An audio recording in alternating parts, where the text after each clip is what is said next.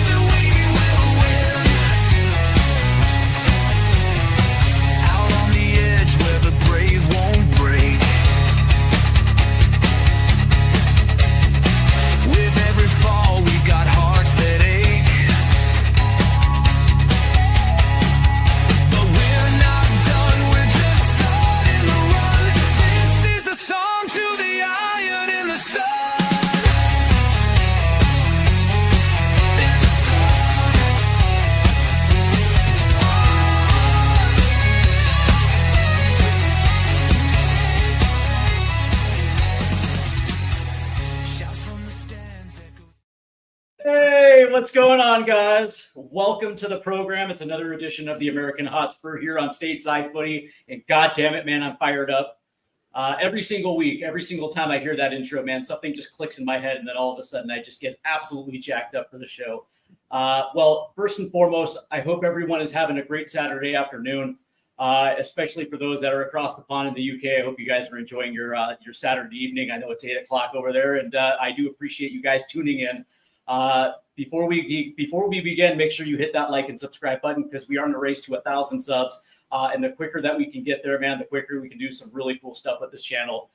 So every single sub that we get, man, it's much appreciated. And I express, my absolute gratitude for you guys stepping in and helping a brother out. All right. So today's guest, man, very talented content creator. And not only does he do his own work for his own channel, he also helps other content creators in this Tottenham Hotspur space. Excuse me, say that 3 times fast. From the Scarfey Spurs talk, it's Harry Scarfe. Harry, good evening, my man. I hope you're doing well tonight. Good evening. Firstly, thank you so much for having me. Really looking forward to making my debut. It should be a really good one. Yeah. Big up to everyone who's listening. And, congratulations on everything that you do. You're doing really well and so close to 1K. So, yeah, wish you all the best. Anything I could do, I'll absolutely be there. So thanks for having me. I'm really looking forward to talking Tottenham. The season's nearly here as well. I know, man. I know. And you know what was interesting? I felt like the season just ended too. You know what I mean? Like it really wasn't that long ago that we were hoisting the Europa League trophy, right? And then all of a sudden, bam, we're right at the start of the season. So time flies. Time flies when you're a Tottenham Hotspur fan or lack thereof. So we're going to get into it because there's a lot that happened over the course of the last week, Harry. And we're going to start off with the massive injury news. And of course, Dr. Tottenham strikes again. I was hoping we were going to have a summer where we didn't actually have to have this conversation. I hope that we'd be 100% heading into the Premier League schedule. But unfortunately, our number 10, James Maddison, who I thought was going to be poised for a massive season under new head coach Thomas Frank, actually him and Dominic Solanke. But unfortunately, Maddison's out, ACL injury. Time frame probably is going to be in that 6 to 8 month range. Maybe he gets back by the end of May. Maybe. I doubt it, but you never know exactly how this thing is going to play out. It's generally up to the player, how he responds to not only surgery, but also physical therapy and then getting back on the pitch. But in the meantime, there's an absolute massive hole at the number 10 position. And unfortunately, Spurs are lacking. Spurs are absolutely lacking that position, Harry. And of course, it makes it even worse because Dejan Kulusevski's not going to be back for a minute. And when you look at the summer transfer window as a whole, it strikes me as curious that we're this deep into the transfer, this deep into the transfer window. We don't necessarily have an answer. And then, of course, Jamie Donnelly gets loaned out. Alfie Devine gets loaned out. And now all of a sudden, everybody's left wondering who's going to be that creative piece in the middle of the field for Tottenham Hotspur. So I guess the first question I have for you is, number one, how massive of an injury is this? Yeah, it's really big. It's a big dent, I suppose, because I totally agree with you. I felt the same. I think it's going to be a big season for James Maddison. Really looking forward to seeing him. And I like this look of the Thomas Frank team because we're defensively disciplined and secure. We know with the Frank team, it's all about attacking, scoring goals. So it could have been really exciting. But I think even that Bayern game was evidence that we lacked creativity. So we absolutely do with Maddison being out and all of a sudden number 10 role. If it wasn't already, has become an absolute priority. We need to strengthen in attacking positions. I think we're all good in defence. I think we're mostly good in the rest of the midfield. But when it comes to like a number 10 left winger, that's where the priority has to be now. I think that is crystal clear. So hopefully, we can bring in someone quite quickly.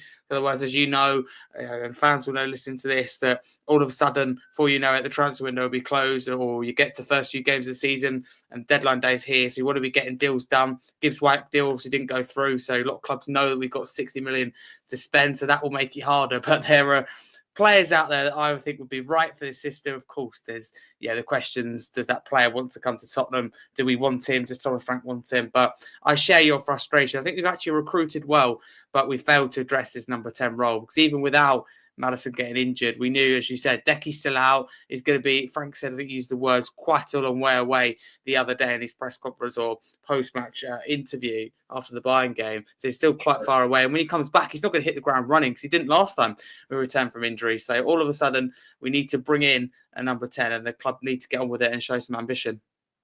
Right. And, mentioning Decky really quick, and of course, you don't know that. Number one, I'm Decky's biggest fan in the world. As a matter of fact, I close off every show by saying Decky forever, right? My favorite player. But that being said, you're absolutely right. Completely different player. Where James Maddison is all finesse when he actually really wants to be. Let's keep it real. But that being said, Kulusevski is more of a battering ram type of player. Not saying that he doesn't have those same abilities. Just a different kind of player. And of course, you're absolutely right. Last season he came back, and it felt like it took him 4 weeks to kind of, took him 4 weeks to kind of get back in the swing of things, and then he gets injured again. So it is what it is. But that being said, for me, this is just a little bit more than just the fact that we're missing a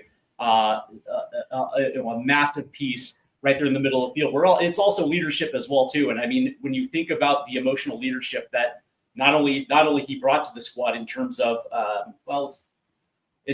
not just experience, but also motivation, some of these other, emotional traits that you bring to a team.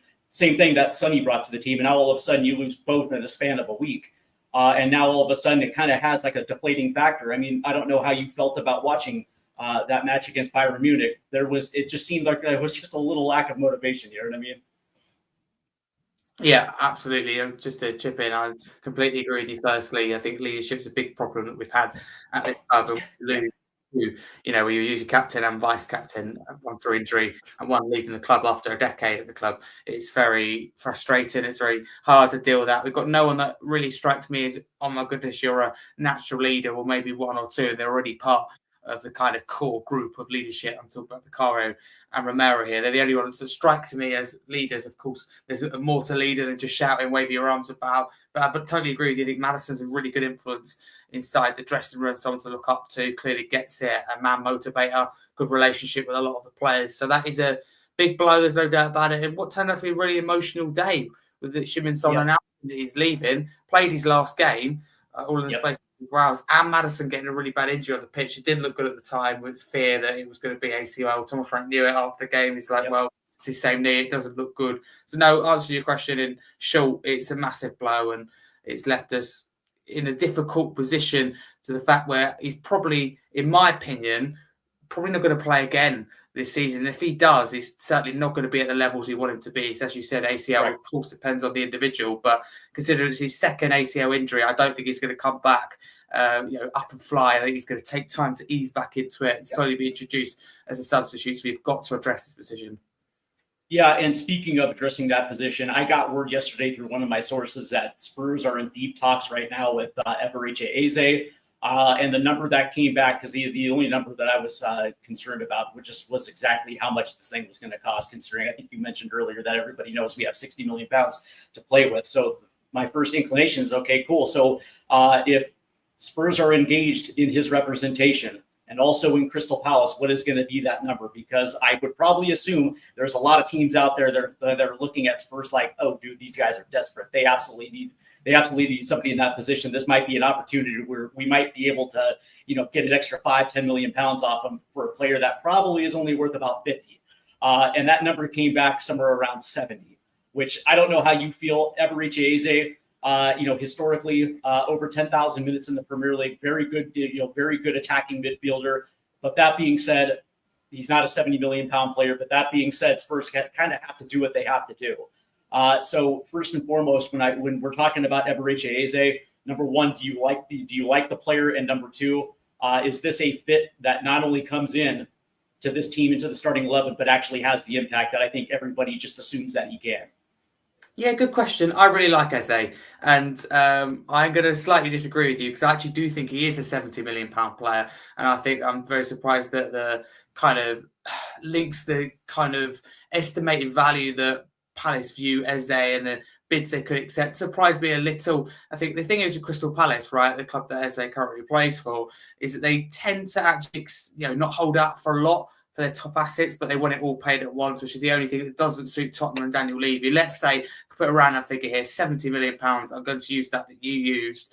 The Palace, will say, look, 70 million pounds like now all this summer, whereas Daniel Levy and Tottenham would prefer to go, look, here's 20 million here, here's 20 million next window, right, or in 3 months' time. That's the only thing that I have a concern with, as well as reports that Frank or Eze may want to go to Arsenal. But in theory, I really like the player. And for me, I'll go as far as saying this would be a statement signing. You can play left wing or in that 10.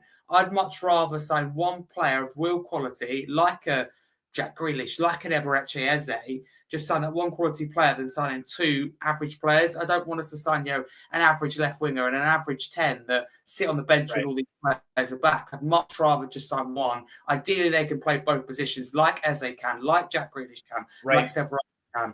That's what I'd rather. So Eze for me would be the dream, but I don't know whether he would, it'd work out at Tottenham. I think we'd pay the money. Would we pay the wage compared to what Arsenal would offer? And that's the thing. So I don't want to get too much into it, but it annoys me the way that Tottenham deal with wages, the whole wage structure, because it just means that it makes it's harder to attract players, put it that way. It's a simple way, but harder to attract and retain your best players when you're not offering players as much money, frankly, and simple. So that's the problem we've got here. I really hope that Eze does come to Tottenham, or I do like him, but it's whether Palace be willing to let him go, because they haven't really signed an obvious replacement or signed anyone in the window of any big nature. Well, I understand that you don't want to talk about it, but I'll talk about it because you brought it up, because that's just the way I am. No, I'm just messing around. But listen, you're absolutely right, because this isn't necessarily about the money that's going to Crystal Palace, right? Crystal Palace is going to want to cash in because I think Eze's got one more year left on his deal before he can walk on a free. And so obviously it's advantageous for them to want to get rid of this player right now before they get absolutely nothing as he walks out the door, right? So from that standpoint, if there is a price that's suitable that they're willing to accept, okay, fair enough. But when you look at the wages to revenue percentage that Tottenham sits, it's at 42%, and some people assume that it's actually going to fall probably around that 40%, which actually puts them below certain championship sides at the moment, right? We're not talking like bottom of the Premier League. We're talking like we're dipping into the championship at this time, right? But again, that's a part of their self-sustainability model that they've had in place since 2001, right? So this is nothing new. The reality is they actually can pay him. Like if they can pay Timo Werner 185,000 pounds a week, they certainly can pay Eberechi Eze 185, 190, 200 if they have to do it. And by the way, they should. You brought up Eberechi Eze, his ability to play multiple positions. When you look at the numbers and you isolate it, his most productive position is at that attacking midfield position. Yes, he can score off the left, but when you look at his strike rates and you look at some of these other numbers, clearly he is most suited for that number 10 position. And of course, we have that position open right now. There's other names that were mentioned as well too. James McAtee of Manchester City. That name has been brought up, and whether or not Manchester City is even willing to deal with Spurs at this point, maybe not. But also El Khanous of Leicester City also was brought up as well too. And I actually kind of like El Khanous, but I guess it just depends on whether you look at those two players and think to yourself, are these guys ready to step into the starting 11 and be a productive member, or are these more like role players that are suited to kind of be in rotation, cut matches, things like that? So I'm kind of curious, specifically about more about El Canoes than McAtee. I like McAtee. No, I think it's a good shout. I really like both players. Firstly, however, that kind of goes back to what I'm saying. I think they'd both be good signings, but how many other top 6 clubs would they get into is a question that I'd like to ask, and just think, is that the players we want to be signing? Because El Canoes, for example, I like. There's an element of risk about that, but some people would go, that's the typical kind of Daniel Levy signing rather than going for a big name. So I think they'd both be good, but I think we can do better. And that's the thing. If we want to start, achieving Levy's goal, sustained success, want to win the Premier League and Champions League, good isn't enough. We need to be bolder. We need to think outside the box and just go with big names for me. And by all means, I think McAtee and El Canoes are good backup plans. But for me, you go to Eze first and you entertain that conversation. I'm just a little bit frustrated with several windows. As you said, like the wage structure as well, and this links in with this. It's nothing new. It's the same with top players.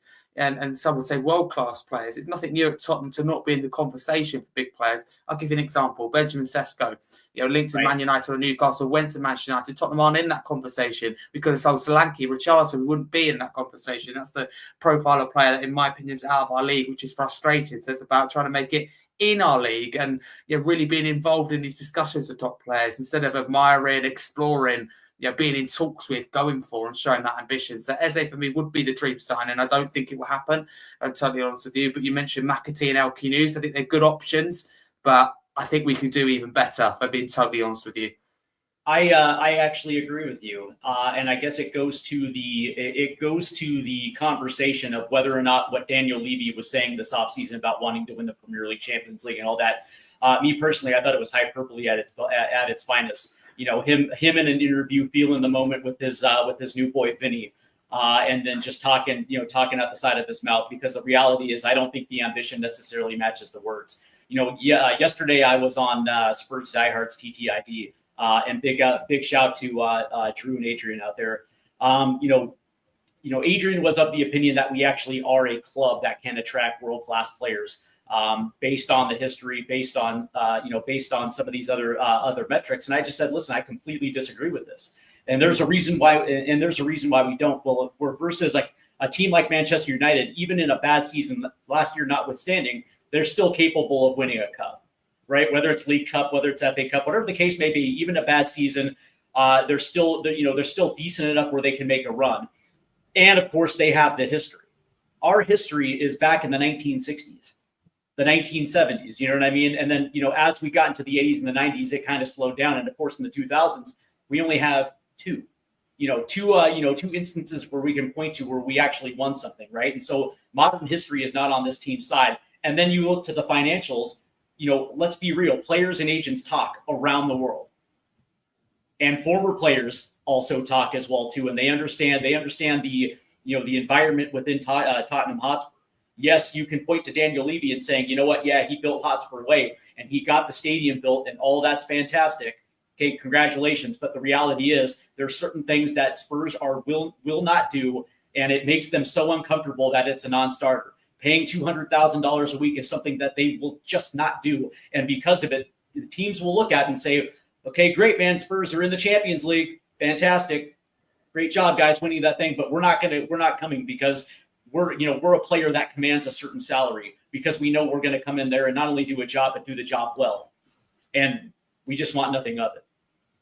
Yeah, totally agree with you. Well said, firstly. I absolutely think you're spot on with that one. I do agree with you. I like Adrian and I like the Tottenham Diehards channel, but I do have to disagree with him on that. I do think we have an absolute big problem with retaining and attracting the top players. Whether we like it or not, players are extremely money motivated, and evidence for that is the amount of players going to Saudi Arabia. And it's not now just players that are retiring towards the end of the career. Latest, Darwin Núñez, he's still young. His career's not long got started. There's so many examples everywhere you look where more people are going to Saudi, more people want more money. I'm not saying that every single player is money motivated, and I'm not even going to say it's the biggest factor in every situation, but it is a consideration. If you said to Eze, hypothetical here, 300k a week at Arsenal, or 120 grand a week at Tottenham, it's a big factor to consider, and it favours his move to Arsenal, whether we like it or not. So it's incredibly frustrating. Levy, it's about, and Enoch as well, it's about action rather than words. I blame Enoch for the wage structure, and I blame Daniel Levy for the awful managerial appointments, sackings, and 100%. Not getting involved in football. I don't know how that's going. It certainly does get involved. No, you're 100%, and that plays into it as well too, because what it screams to everybody outside of Tottenham is there's instability everywhere, right? This was this off season, at least they tried to address it with in some form or fashion, with a new with a new CEO being appointed, and then of course a new president of football operations. And I would probably assume that these appointments were made because they wanted absolutely no interference from Daniel Levy. Now, whether or not there is interference, we don't know, because we're obviously not in that football front office. But I mean, the way that I look at it is, I try to connect to the dots in the summer window, right? I look at everything that has been said, and then I try to connect the dots with actually what's going on, and the ambition just simply does not match the ambition. I don't understand how people could say that it is, because when you look at the targets that we've been trying to get. And even if we would have landed Morgan Gibbs-White, very good player, but is he an upper echelon player? Is he just a good Premier League player, right? He's a good he's a good player, you know what I mean? But is he the type of player that's going to command interest all over Europe, some of the biggest clubs in Europe? Or is he going to target maybe some of the better teams in the Premier League? You know what I mean? Yeah. That's the type of player that we're targeting. That's the players that we're targeting. Yeah. No, I agree. I like Gibbs-White, but I think you're absolutely right. I think Eze would attract a bit more interest from other clubs, but you're totally spot on. It's so frustrating to see all these players that are meant to come to Tottenham but didn't last minute. Well, I do believe money's a big factor. There's so many players that had their bags packed literally to go to Tottenham, from Eden Hazard to Willian to Bruno Fernandes to Jack Grealish, and it's little haggling things about the deal. And we know how that goes. It's about, packing, little small pieces in the deal, and it would have been from Tottenham's side. Some things, of course, just don't work out for the sake of it, but it's incredibly frustrating when you see top players in and around you. The latest one for me is Xavi Simons with Chelsea, who will end up probably going there, and you just think, I think that player will be right. You just look at that and go, it's incredibly frustrating. There's so many examples, but that's the thing. Levy, in my opinion, you can't be saying you want to win the Premier League and Champions League unless you we do spend I'll take that back, unless we recruit like we, want to win the Premier League and Champions League. I'm not saying the money hasn't been spent, because it has in lots of instances, but it's been spent really poorly. The 2019 summer window is a perfect example of that. About 6 years ago today, that was an absolutely disastrous window. And that just sums it up. Money spent, but recruitment dire. Right. And I think that's the interesting thing, right? Because I don't know of any team that would employ a guy that got essentially demoted from Aston Villa because he couldn't necessarily formulate a plan to get Aston Villa back into a position where they would be respected. He actually had to leave the club and get hired by Tottenham. And then, whether you believe the rumors or not that him and what's his bucket conspired against Ange Postecoglou, whether you believe those rumors or not, but the reality is I've seen enough to understand exactly that these guys do not operate with a plan. And I know we're going to get into Jack Grealish in just a second, but I do have to talk about this because it's interesting. I come from a background in football operations here in the United States, Major League Soccer, USL, and some of these leagues over here. And yes, they operate very differently because it's a different rule structure. But generally speaking, how this works when you're formulating a summer transfer strategy after the winter window closes. You map out your team. You know exactly who's going to be leaving either on a free or who's just not going to be fitting on your roster. You know exactly the positions of which you need to upgrade. And from that, your advanced scouting is the arm right there that lets you know exactly who's going to be available with inside your league, who's going to be available with inside the Championship, League One, League Two, but also the major leagues from around the world. Who's going to be available on free? Who's ran out of patience with who? Coach, player, whatever, you understand, like some players don't get along with coaches. And so teams are going to be looking on to move certain players. Right. And from that intel, you put a big board together and exactly the players that you're going to be wanting to target. And those targets are going to be There's going to be a plan for when you're going to offer, how you're going to offer it, the structure, and then you're going to have a contingency plan in place in case it falls through. And so as soon as you know which way the wind is blowing, you're going to be making an offer on your second target, and you're going to be structured about it, and you're not going to waste time. And in this Johan Lang era, there has been nothing but time wasted. Whether we're not utilizing, especially this season, because we had a first little couple weeks of the transfer window, and then it closed, and then it opened back up again, and we waited until July 1st to get some moves done. And I'm sorry to say it, right? It was just time wasted. Totally agree. Got nothing really to add to that. I think you're spot on. It's frustrating. We fall behind. And that's the thing. We finished 17th in the Premier League. And I'll tell you something. We're acting like a team that finished 17th at the moment. It's finished 17th. And that is never acceptable, whoever the manager, whatever we've achieved. So we need to look at that. And I mean, my thoughts on Ange, I really like him. Probably would have even kept him in my decision. I'll be totally honest with you. However, the Premier League, it wasn't good. There's no two ways about it. So how can you avoid that situation? How can you get Tottenham back where they belong, in the European places, fighting for the Champions League places? Lucky we did get Champions League with winning the Europa League, but we just don't act like it in the market. And I'll be honest with you, I think the signings we've made, I know we go on to, but they've been good, but it's not enough. We need to go further and we need to go faster, and that has to be the priority now. I just feel that the priorities are elsewhere, are currently being made to travel the world on a pre-season tour while concerts go on at the stadium. I think the priority is clear, and I don't agree with that. Right. Well, and the interesting thing is, and of course, over the last two preseason matches, man, the interesting thing about it is that we're starting to see exactly how defenses are lining up against us, right? They're overloading the right-hand side and essentially taking Mohamed Kudus off the ball.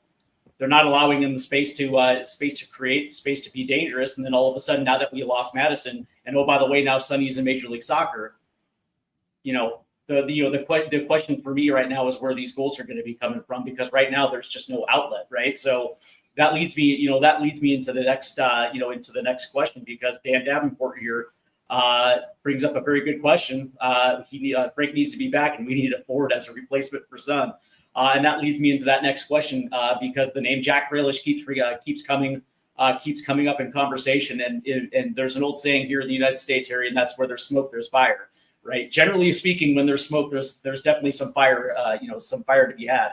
And the thing I like about the idea of Jack Grealish is because they're, in my mind, this is the perfect loan candidate. Just like Joao Palhinha with Bayern Munich, where we got him on a loan with the option to buy. We're essentially taking a test drive on a player that spent last season completely injured in Bayern Munich. He comes into the door, and it looks like that might be a fruitful signing. Jack Grealish obviously got froze out of Pep Guardiola's squad essentially for the last 3 years, and of course he's on huge wages, which is probably that sticker shock is probably what's going to make Tottenham flinch a little bit. But that being said, on a loan deal, for him to come into this squad would be an excellent piece of transfer business, considering that the last thing you want to do is burn whatever remaining transfer budget you have on a Jack Grealish instead of filling the positions of filling the positions that you absolutely need to fill. Granted, left wing is a position, but that being said, Jack Grealish still has a lot of tread on the tire. And that being said, I like the idea of Jack Grealish in this attack, and it actually adds balance to the forward line. Yeah, totally agree with you. I think Grealish should be a very good addition. If I'm totally honest with you, I don't think it will happen. You mentioned there the wages. I think that's a big barrier. I don't know, and I'm not going to even pretend I do, but I'd guess that Manchester City would want the majority, if not all, of Jack Grealish's wage covered, and it's reportedly $300,000 or £350,000 a week. So that's an awful lot of money. Yeah. I don't think it's out of the price range of Tottenham, and I don't think that City would. Well, they might be willing to accept. You never know, an option to buy, but I don't think that will be in the deals. It might just be a loan. I think it's a good short-term option. But this comes back to what I was saying. If we just sign Jack Grealish and no other attacking player, this permits no one big leaves. Yeah, if Richarlison leaves, a whole different situation. But let's say no one else in attacking positions, bar like a Brian Gill, leaves, and we bring in just Jack Grealish, I'm happy, because if we bring in someone like, as I said, with Grealish or Eze, that's one bigger player, much rather than the two average players. I will sound like a broken record with that, but I think it's critically important. And Grealish, I think, would add a lot. I think it'd bring experience. I mean, it really going to be telling how much ambition Jack Grealish does, have. Is he happy sitting on Man City's bench earning 350k a week? Does he want to be playing first team football? I'd argue if he's ambitious, he'd make a move to Tottenham, Everton, whoever it may be, and get first team minutes, take a pay cut for it. That's the thing. If he comes to Tottenham, even on a loan, it's probably, if he joins a permanent deal, we'll take a pay cut. If he joins on loan, there might have to be something agreed where Grealish goes, do you know what? I'm not going to take that much. I just think it would be a deal that probably, I think there'd be links until the end of the window. I just don't quite think it's going to get done. I just don't see Levy as a guy that goes back in football, goes back in business. It didn't quite happen to get Grealish over the line. I don't see it happening, but it would be nice. But we've been linked to him for 2 or 3 windows now. And he desperately does need first team minutes. But if I, hand on heart, had to tell you what I think will happen to Jack Grealish's future, I think he's playing for Everton. Everton's quite near Manchester, settled family in Manchester. Just makes a lot of sense for me. But I would like Grealish to play for Tottenham. But again, I see, sadly as well with Eze, it's a little bit more of a fantasy, one that I don't want to get too much hope about because it's unlikely to happen with this board, with this chairman, under these owners. But if it does happen, I'll be absolutely happy and salute the board for it. Well, the interesting thing about Jack Grealish, it sounds like he's motivated to get out of Manchester City, right? You've heard the links to Everton and you've heard the links to Spurs. The one thing that Spurs can offer him that Everton can't is Champions League football. And we also have to remember this is a World Cup year. Right, Jack Grealish is going to want to be on Thomas Tuchel's World Cup roster come 2026. Right, so there's all the motivation for him to be a regular member of a first team and to be able to get those first team, be able to get those first team minutes. And of course, being able to do it on a Champions League stage would probably give any player that's right on the cusp of their national team roster, that would probably be motivation enough. But that being said, also there's a difference between London and then also Merseyside, right? So I understand Manchester and Merseyside are pretty much close together. I get that. But that being said, especially if Jack's married and he's got kids and his wife likes shopping and all that good stuff, London's pretty goddamn attractive. You know what I mean? So there's a lot of things that a player would have to consider. But that being said, it sounds like he's motivated enough where he'd be willing to take, I wouldn't say a substantial pay cut, but on a 1-year loan deal, to a team like Spurs that desperately need that position filled.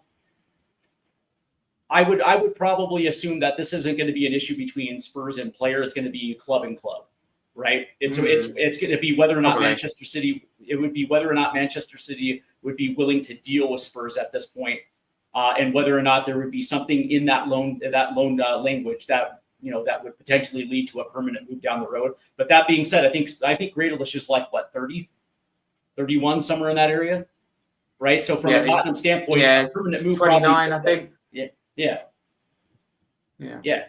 I just don't know if a permanent deal necessarily fits Tottenham, like on a 3-4 year deal. But that being said, for a season heading into a World Cup, I don't know, man, it makes perfect sense.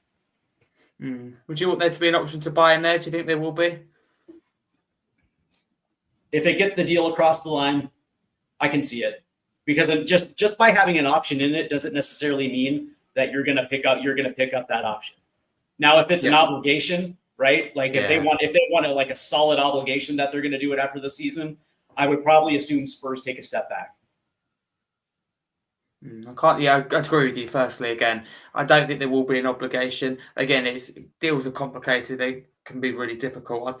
I don't know how Man City view it. I mean, Pep's always spoke highly of Grealish, but at the same time doesn't give him a lot of minutes. The impression I get from just listening and reading reports and articles, and you can only believe what you see, and you only hear half the story. I'm totally aware of that. I'm not naive.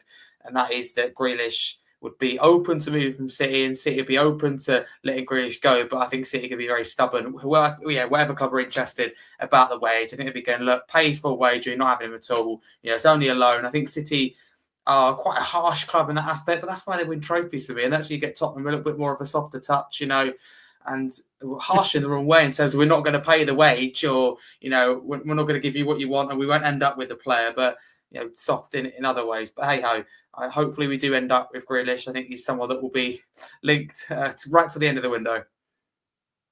Just a side thought here, Harry, because this is usually how this works.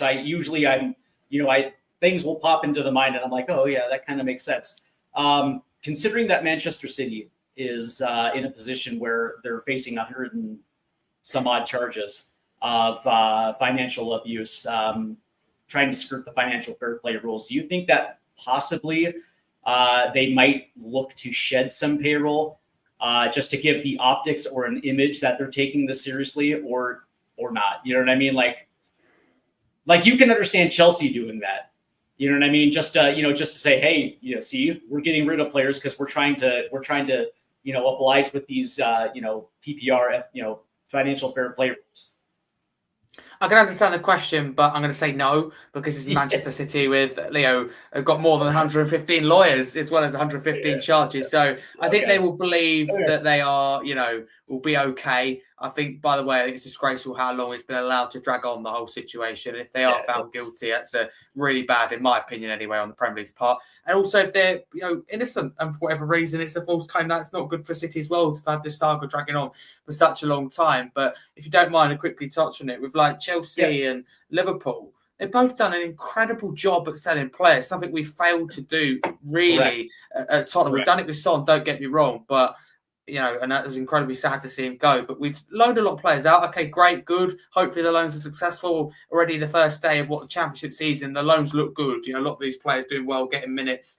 And some, in particular, Tyrese Hall's the one today where he absolutely stood out. I think he got man of the match, or certainly got close to it. But we need to be better at selling players. We need to be harsher. That's what I'm talking about. Players like Richarlison, who I really love, but I look at him and go, are you who we need? Can we rely on to take us to the next level? Sadly not. Let's be harsh and sell. And Man City, as far as I can know, I'm just thinking at the top of my head, I could be missing players. Haven't sold many players. I think you raise a really good point and a good question as to should City be selling players. They spent money, Nori, etc., etc. They've definitely spent the money already this window, not to the level of Chelsea, Liverpool, Arsenal, but they've still spent money, and there'll be a real force next season. If I'm honest with you, they'll probably cash in on someone like Ortega or Edison or Akanji, someone like that. I don't see it being Jack Grealish, but it's a very good question. But how much would City be willing to accept? That's the problem. They paid £100 million for him. I like Grealish, but way overpaid for him. Massive wage, and whatever they get for him doesn't look very good on their part. So I wouldn't discount it. The City have to sell. You just don't know. Because, again, I'm not going to pretend I know the ins and outs. City could be in a really difficult situation and could be caught, and they do have to sell. But I just think the City are very clever. A lot of lawyers, a lot of money, a lot of backing. I think they'll wiggle their way out of it, unfortunately. I mean, it would be nice to have that Saudi oil money, man. Let me tell you, if Tottenham had that Saudi oil money, man, and can out-lawyer even City, man, that would be a very very good position to be in. But the interesting thing with Chelsea, though, is that UEFA ban is actually real, they actually are in a position where they're going to be forced to sell players with fear of them not being able to register any of their newcomings on any European. For any European player, right? So they're going to be in a position where they're eventually going to have to move on with at least one, possibly two, which is why you see Nicholas Jackson's name being floated out there right now. But just to chip in, sorry to interrupt, I think Chelsea already, like I said, have done a good job of getting players out. I'll give you an example. 2 players were sold to Burnley, Broja, and I think they sold Chikamenda, I think it was. I think that's what it was. 55 million. They've got just from dealing with Burnley, and players that are expected to leave, according to the likes of Italian journalist Fabrizio Romano. He says that players like Disasi, Chilwell, Sterling, Jackson, Nkunku, all these players expected to leave. Well, if they sell all of them, we're talking still another 150 million for Chelsea's come as sales. You're right, they're splashing the cash, and they probably could still get into trouble. But they've got 8, 9 goalkeepers. They're probably going to be selling quite a few of them. So I think Chelsea will find a way to continue selling. And that's the thing. Just 2 players to Burnley. I mean, Broja's a good deal. But the other one, Chikamenda, I don't know that much about. 55 million they got for Burnley. That's a crazy amount. Look at the relationship that Brian and Chelsea had in terms of being a feeder club. It looks very similar now with Burnley already with a couple of players. So Chelsea would be much surprised because they've got such a big squad. You don't notice they sold these players, so they've just instantly replaced them and made their squad even bigger. But they are very, very, very good. I don't know how they're selling players. They get what I think it is, if I'm honest with you. Great big, whopping big contracts. Sterling's another example. So when it comes to selling them, Jackson's another. He's got contracts until 2032. So all of a sudden, a massive fee. We're talking 65, 75 million for Nicholas Jackson, who I'm sorry, but he's absolutely not worth that. But it's because he's got a great big whopping contract. So Chelsea are very good at that and do a lot of clever things. Like they sold the women's team and sold a hotel to themselves under their name. So Chelsea, I think, in terms of FFP, PSR will be okay because they're a clever club, but their spending is Right. up here through the roof. It's unreal how they because I read an in-depth article about some of the things that they're doing, and yeah, the ability to sell their own women's team to themselves, it just in order to show profit is ridiculous if you ask me. But you bring up a very interesting point about our inability to move players on. As a matter of fact, we're still trying to get finalized the Brian Hill move, and it looks like I think he might be going to God, I want to say in Italy. Apparently, there's a potential loan deal on deck for Brian Hill. Manor Solomon still has to figure out a spot where he's going to be playing this season. And of course, you brought up Richarlison as well too. The interesting thing, and when I listen to fans talk about Richarlison and even a guy like Yves Bissouma, two guys that I would probably assume that we agree that probably just aren't going to get it done at this level. And maybe Richarlison's time has came and gone for his upper echelon, attacking. But that being said, I get the impression that fans are overvaluing these type of players, right? When I look at market value, it gives me an idea of just exactly where world football actually has them, right? So, for instance, a guy like Yves Bissouma is probably right around $20 million. Now, because of the fact that he has not played well over the course of the last 3 seasons, by and large, he did play well towards the end of last season in the Europa League. Okay, great. So he had a nice little 3-game stretch to end the season. Okay, great. But that being said, it wasn't enough to put him in the shop window. The problem that I think the Spurs are having is the fact that they can't get any takers for 20 plus million for a player. These teams are probably thinking like maybe 15. You know what I mean? They're not even talking market value because they understand that that Spurs might be willing to part ways with certain players a little cheaper than normal, and Spurs are like, no. We need to at least get market value, and so unfortunately, they're not getting any takers. I don't necessarily know if they're unable to move them. I just think they're potentially driving up the prices on some of these players. I think, again, spot on, hit the absolute nail on the head. I think as fans, we're very guilty at overvaluating players. I'll put a lot of that on the club. I blame them. When you pay 60 million for Richarlison, all of a sudden you've got yourself a problem. Because if I'm being totally honest with you, I don't think we get probably a quarter of that back. If you said to me now, we get 15, 20 million, I'd probably accept it. Then you've got some Spurs fans going, yeah, but 40, 45 million, no. We're not going to get that, I'm afraid, unless Saudi come knocking. Yep. It's just not realistic. Bissouma as well, we're not going to get probably what we paid. I thought we got a good deal at the time, but now it doesn't look as good as us fans thought he was. Doesn't really turn down what he was at Brighton for whatever reason. So, again, Bissouma, if I'm honest with you, I think we probably scraped 15 million. Richarlison, if we're lucky, maybe 20 million. So it's not a lot, not compared to what fans want. So I think every fan base is guilty of kind of loving their players a bit too much, maybe. I suppose is one way of putting it, or overestimating the value of the player. For me, it just needs to be brutal. Of course, it depends on the manager. Although I think I would personally sell both Bissouma and Richarlison, a load of other skill, etc. If Frank likes them and wants to give them an opportunity, that's what the club should go with. It's easy for us fans to look and say, sell this player, keep this player, but Frank might think otherwise. If Frank doesn't want Eze, we shouldn't be getting Eze. As much as I want him as a fan, I think he'd be right.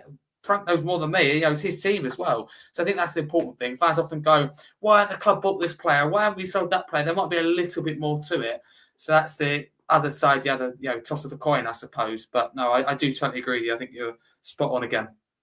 Right, and I think I think with that, the overvaluation as well also goes to some of our academy products as well too, and the undervaluing of youth players that come in via transfer versus academy players, the likes of Mikey Moore, the likes of Jamie Donnelly. And the incessant need to have them have first team minutes when, quite honestly, they're probably not going to be ready, and a loan deal makes perfect sense, right? So from that standpoint, the Spurs actually did a pretty good job. I'll give them credit for their loan deals again this season. I think that looks like they got them completely right. So from that standpoint, I actually applaud them. Because again, I thought it was actually kind of telling on the Asian tour when Jamie Donnelly didn't get any minutes on that tour. That was pretty much all she wrote for Jamie Donnelly this season. But I do want to get into the chat real quick because Dan Davenport asked the question. He's like, was I surprised that we didn't go for Timmy Weah? The Juventus winger? No, I was not surprised at all because I don't think Tim Weah was even on our radar this season. There was that movement to Nottingham Forest, and I think that he was the one that pulled the plug to a move to Nottingham Forest. But the biggest problem with Timmy Weah is, number one, we have Mohamed Kudus, right? So Timmy Weah is a right-sided winger, and Mohamed Kudus is just a better player. That's as simple as that, right? But the last thing Spurs need is another winger / striker, right? We already have a couple of those guys already on this team. A couple of guys we're trying to figure out exactly where they're going to fit on this first team. And the last thing we need to do is bring in another player that kind of fits that mold, where we're trying to figure out exactly where he's going to get time and all. And I don't think he's the type of player that fits on the left side either. So as much as I want a lot of U.S. men's national team players on Tottenham Hotspur, I'm still going to pound the table for Christian Pulisic. There, I said it again for the 100th time. I just don't think it's going to happen. And me personally, I personally don't think this football operations department even values U.S. players at this point. So we'll see. The other one was Josh Pavitt. What's up, Josh, man? Hope you're doing well. He says, honestly, I wouldn't go for Grealish. I'd go for Randall Kolo Muani instead. And again, for me, it's almost the same thing, Harry. Another player that is a striker / winger. Now, granted, I like Kolo Muani. The couple things that I don't like about Randall Kolo Muani is, number one, he turned down Spurs last year. Right in the January window, there supposedly was a deal on the table, and then he rebuffed Spurs and ends up going to Juventus. And I just don't know if that player is going to come back to the table and want to come to Spurs the second time around. That's the first thing. But also the second thing is, where is he going to get minutes, especially if we don't move on from Richarlison, right? So you'd assume the striker position is going to be manned by two different people with Solanke and Richarlison. So where's Randall Kolo Muani going to get minutes? Is he going to be in a rotation with Matisse Tell and Wilson Odegaard on the left-handed, the left side?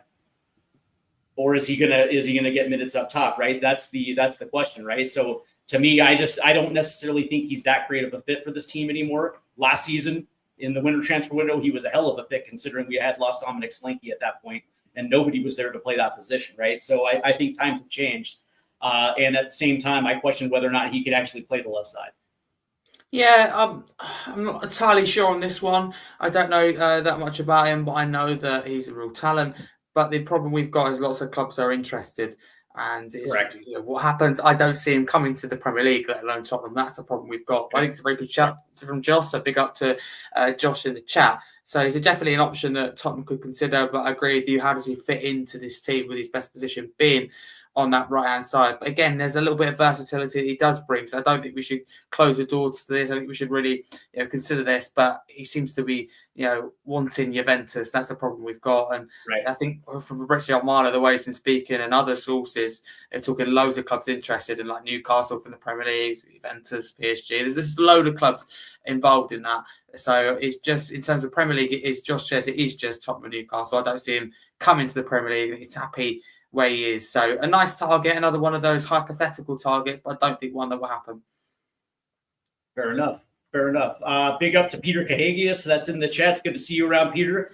Always like seeing you around, my guy. And then, of course, Josh goes on to say that the Evening Standard is reporting that the Spurs are in for Nico Jackson. And listen, man, I thought Nico Jackson, under Enzo Maresca last season, I thought Nico Jackson was primed to actually have a very big year that at least would solidify his spot in Chelsea. I thought he was okay. I thought he played well at times. I just didn't think the consistency was there last year, which is not surprising that Chelsea is looking to offload him at this point. But that being said, I guess the question you have to ask yourself is, number one, is Nico Jackson good enough to challenge Dominic Solanke right now for first starting minutes? Because when you're talking about bringing in a striker, it's not just to bring him into rotation, right? Because I would probably think you and I would agree that at this point, he's probably a better option than a guy like Richarlison. Fair enough. But is he the type of guy that can come in and challenge Dominic Solanke right now for his minutes?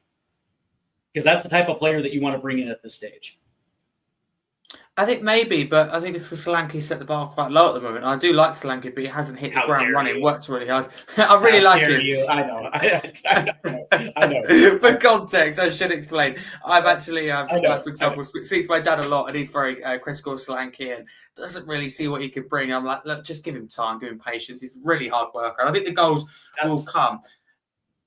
That's the thing. But with Jackson, I mean, he's a thorn in the defender's side, but he just can't finish his dinner. For me, he's like a signing that's, okay. It's a okay signing, but it's, again, come on, we can do better than this, Tottenham. And yes, it would be an upgrade on Richarlison, but for as far as I'm concerned, you sell Richarlison for what, as we said, 15, 20, 25 max million. Let's say 20. Let's go bang smack in the middle. We buy Jackson for 60, 70 million.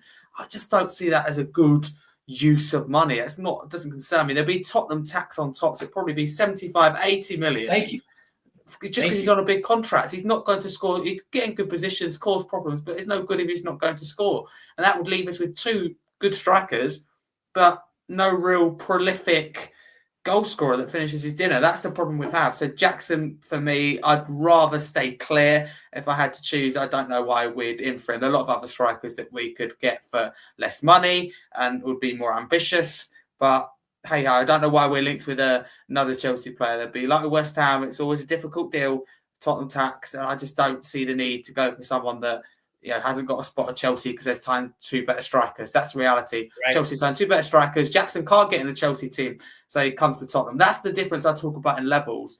Chelsea don't want him. Oh, Tottenham will have him. So for me, no, I'd say pass. Yeah. But hey, let's see what happens. I think if Richarlison stays, then that link's just shut down immediately.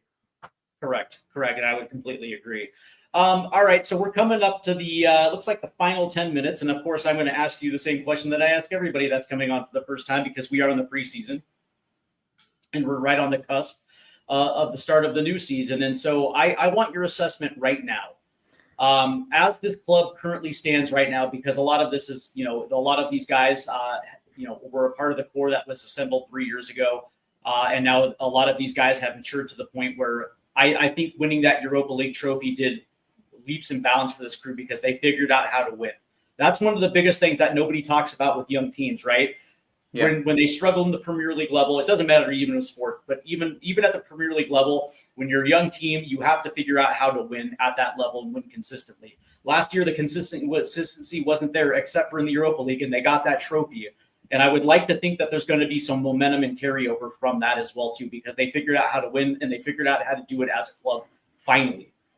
That being said, Solanke was hit or miss last year, and of course he got injured. Brendan Johnson was our leading goal scorer. It looks like he's already been replaced, which is actually kind of insane, really, when you step back and you think about your leading goal scorer gets replaced. We don't have a left-sided winger. We lost our 10, and essentially what we have in the midfield are a collection of 6s and 8s. But we also have what I consider one of the best back 5s in the Premier League. And so from that standpoint, the way I look at this team is it's going to be a more of a defensive side that's going to try to pop out on the counterattack.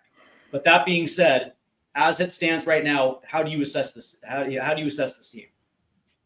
Yeah, so firstly on preseason, I thought was really good, and we learned a lot of things. And going into the season, I'm looking forward to it more than anything. So it's more than I'm not going to sit here and go, oh my goodness, I'm feeling really confident for Tottenham this season. More of a case, I'm looking forward to seeing Tottenham play again and for the Premier League to be back, like I was with the Championship, et cetera, et cetera.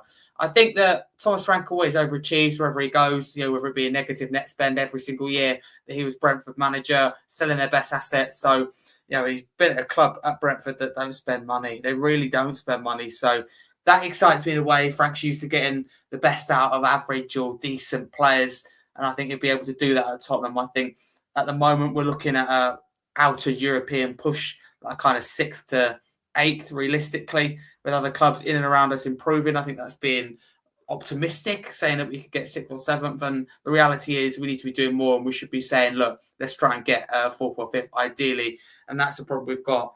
So deep down, if you had to ask me, if the window's shut tonight, maybe it's a different way of putting it, I'd be concerned because, again, the recruitment would be good. I'm a glass like kind of half full rather than a half empty type of guy. I look at it and go, Palhinha, a great sign and experience, protects the defence, finally got a defensive midfielder. That's a big game changer. Kudus, great player, really improves us in transitions. We've seen us exposed with transitions under Ange. Kudus, at the other end, manages to stop teams from being comfortable on the ball, and I think offers that something really quite exciting. So I think we've done really well. Danso permanent, Tell permanent. These are all good things, but we need to go further and faster, like I said earlier. And that's a problem we've got. So we need to do more. We need to go up and beyond, which Tottenham so often don't do. So at the moment, we're not left with. At the moment, in theory, we haven't given Frank the tools to be able to succeed. We're setting it up to fail as things stand. Even though the recruitment's been good, we haven't done enough. So at this moment in time, there's concern, but I'm not someone who's going to jump to conclusions. The window's still open for a little bit longer, but I can't lie, we're getting closer to the start of the year and we need to do more. So at the moment, we're not in the position we should be. The board should have done more. I like what they've done, but it's about doing more of it and going further. It's about going, thank you for what you're doing. Yeah, well done. Let's go further. How can we be a bit bolder, a bit more ambitious? That's the thing. Good isn't what we want. We want great. We want the best. That's the problem we've got. I mean, to really push on, you can't win the Premier League or Champions League if you're having a okay 5, 6 out of 10 window. You can, though, if you're having an 8, 9, 10 window out of 10. Well, my issue is continuity and consistency. I've been screaming those two words for at least a year and a half now. And my issue is again, we're going to have another European season, which is going to be absolutely brilliant for the fans. European nights at the Lane. I think that's absolutely brilliant. But the reality is last year we were absolutely horrible, going from playing every 3 days without proper rest, without proper training, and regardless if it was a win or a loss, we generally followed it up with another loss. Right? There seemed to be no rhythm between the Premier League and the Europa League last season. And I get it, man. It's growing pains. But now we're with a manager who has not ever done that in his career. He has never managed the season with European implications involved, right? So we have no idea exactly how he's going to set this team up for success and for consistency. That's the first thing. But the other thing is the expectation level, right? One of the things that absolutely drive me buggy was I had no idea what the expectation level where it was under Ange, right? It just seemed like his answer was we were who we were. Okay, great. But that being said, what are the expectation level? Because we never saw a string of consistency at all, right? There was no expectation level of as soon as you step between the white lines, you're expected to play 100%. Like not pick and choose when you want to show up in the big games, and we're gonna take this week off because we're playing Wolves or we're playing whoever. You know what I mean? Like to me, that is the big question surrounding this team. Is number one, what is that expectation level that Thomas Frank is going to have with this squad, and number two, how does he manage European play with the Premier League and also the 2 cup matches as well too, the 2 cup competitions as well. They're all good questions, and I think it's quite exciting. But at the same time, if you don't give any manager tools, it's worrying. I think it's really impressive. Right. Someone said in the chat that we did win a trophy last year, as bad as we were at times. That's really impressive from Ange Postecoglou, and it's about building on that. If I'm honest with you, I don't even think we will win silverware this year, but the club's priority seems to be to compete on all fronts. So I think Thomas Frank will do that. But I mean, just me personally, I'd much rather win a trophy. But I can understand the aim, wanting to be competitive on all fronts. But you can't if you're, not showing the ambition in the market. So we've done well, but other clubs in and around us have done better. Manchester United finished just above us, 15th, 16th in the Premier League last season. Look at the signings they've made. Matthias Cunha, Brian Mbeumo, Benjamin Sesko today. They're not far away from an elite window. They're course only focusing in one position. Yeah, their attack today is better than ours, without a doubt. Yeah, hands down. Yeah. Now, granted, that it's weird how we're the inverse of Manchester United, right? We're a better defensive side, but we're probably going to be shit going forward. Absolutely. They're really good going forward, and they're probably crap. They're probably crap defensively, right? So it's interesting how that ended up working out. But that being said, I will say that squad size is going to play a huge role in all of this, right? And being able to manage injuries this season is definitely going to play a role as well too. I don't necessarily think we have the squad size to compete in all 4 competitions, if I'm being perfectly honest here. So the way that I look at it, like for me, success looks like getting to at least a final in one of the cup competitions, whether it's Leagues Cup or FA Cup. Getting to Wembley, me personally, I think would be ideal. Now, I'm not saying that we're going to win it, but I mean, at least if the expectation is you're going to try to compete in all 4 fronts. Last year we got to within 90 minutes of Wembley in the Leagues Cup, and that probably still should be the same expectations, right? At least being aggressive in the cup competitions.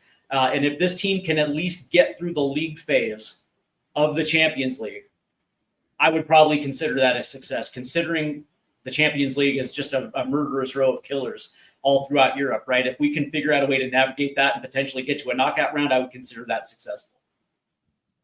And then also absolutely. and then also consistency with European play. I don't think we're a top 4 team, and I think that if things break right, we finish anywhere between 6th and 8th.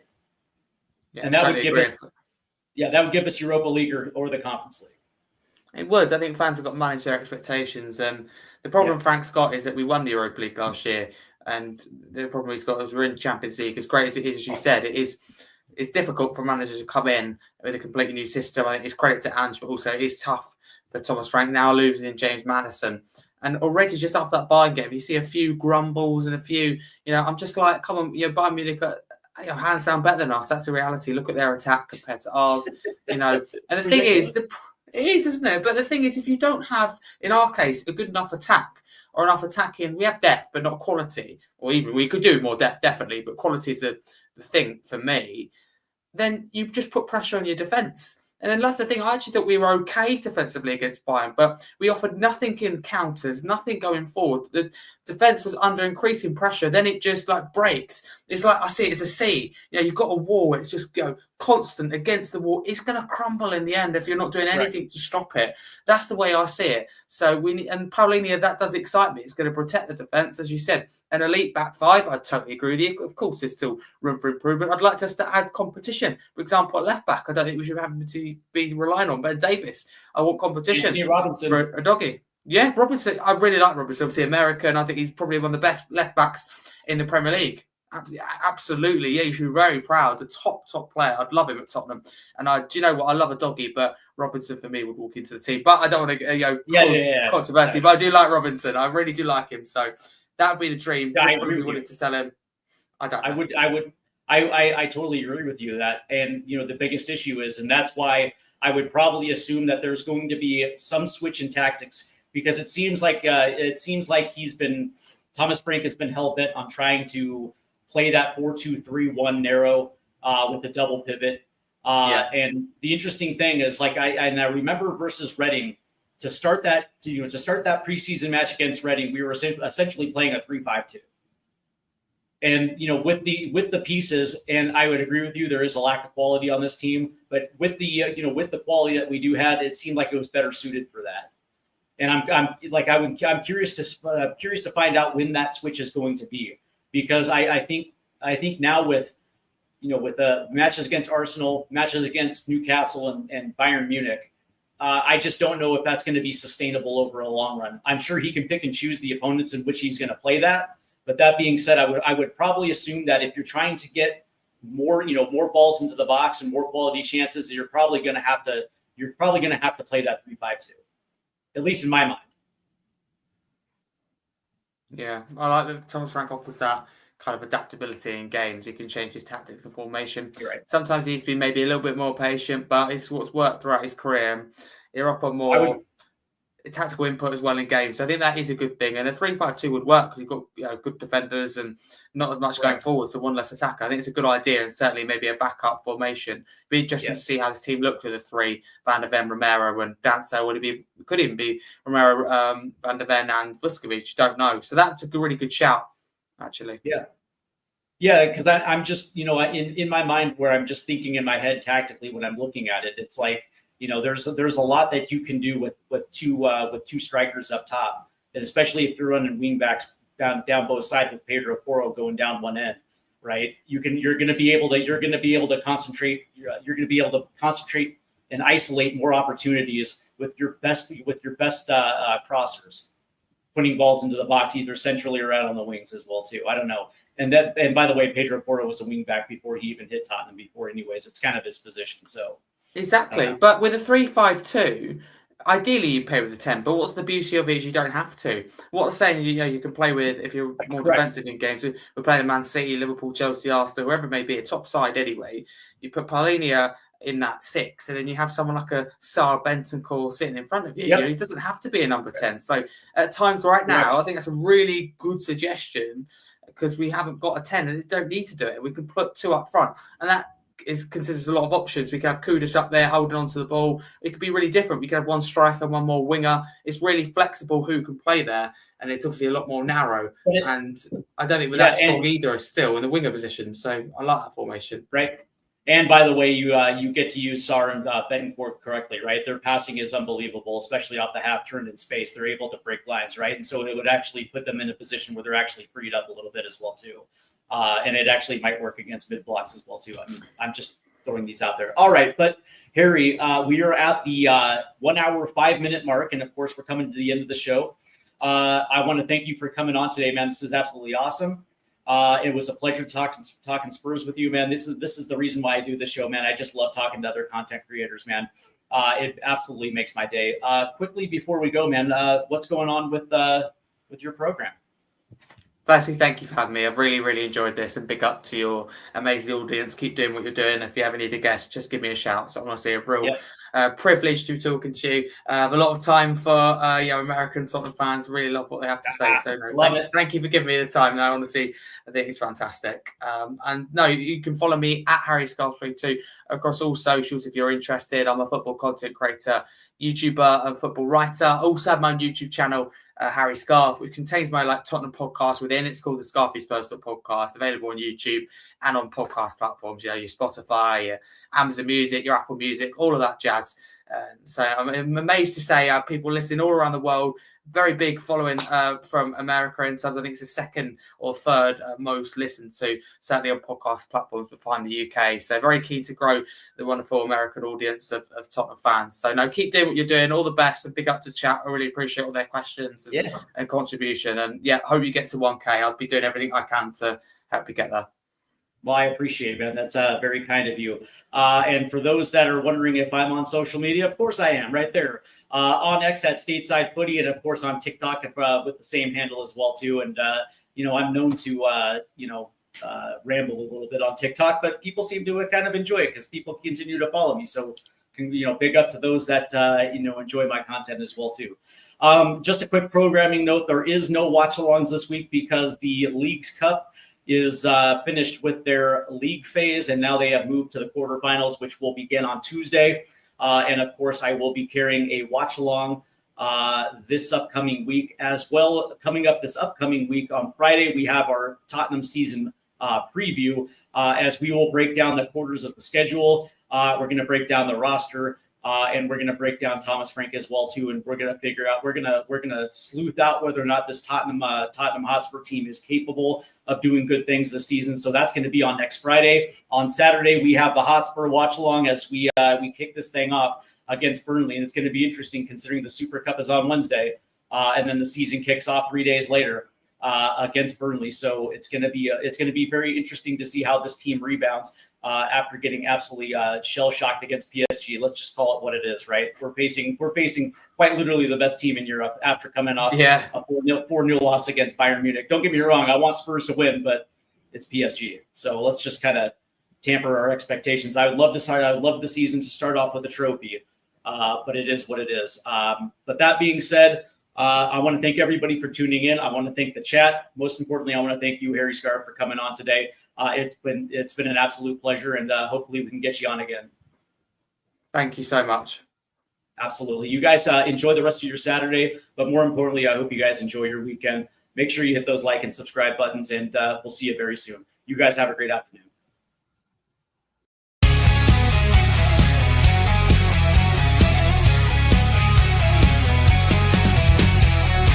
Rusted goalposts under fading skies, tattered flag